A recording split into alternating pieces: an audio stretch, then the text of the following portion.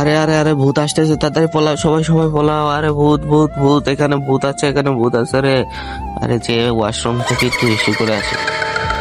আরে আরে বাবা রে বাবা, এখানে তো ভূত রয়েছে রে, পালাও পালাও পালাও পালাও, ট্রেনের ভিতর ভূত চলে যাচ্ছে রে।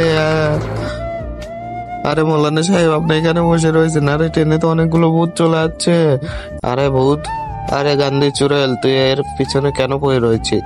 আরে আমি পৌনতাম, সে আমাকে সম্পত্তির লোভে আমাকে তারপর কি টেনে হলো সেটা নিয়ে জানা যায়। কি? ছবিটাকে ভালোবেসে থাকলে একটা লাইক এন্ড চ্যানেলটাকে সাবস্ক্রাইব করো, আর যদি না করো তাহলে বুঝবে এই ছবিটাকে তুমি ভালোবাসো না। আরে আরে শোনো, আমরা দুনিয়ায় আইছি দুদিনের জন্য, বুঝতে পারছো? যেভাবে আমরা ট্রেনে আইছি, ট্রেনে সবকিছু ইউজ করতেছি, আবার নেমে যাবো স্টেশন হলে, সেভাবেই দুনিয়াতে আইছি, দুনিয়া সবকিছু ইউজ করতে পারবো।